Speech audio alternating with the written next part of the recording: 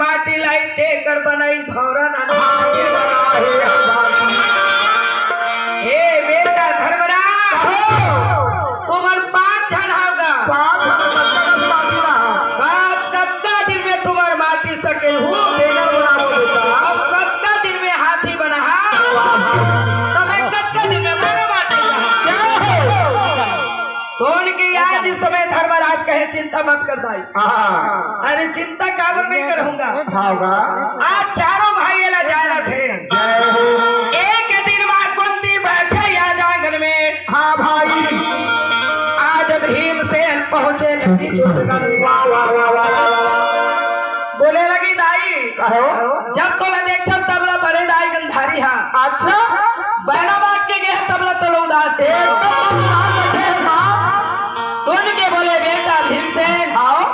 मोर मन काबर उदास नहीं रही अच्छा काबर है काबर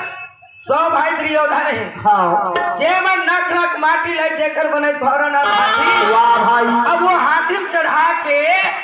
तोर बड़े दाई ले लाई हिसदा लाई से डरावा के बाद तुम 5 जन हो कहां रहा बेटा कतका दिन में माटी सके वो हाथी बना होगा जय हो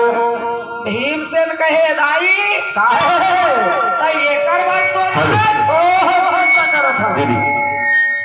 हां भूषण साहब जी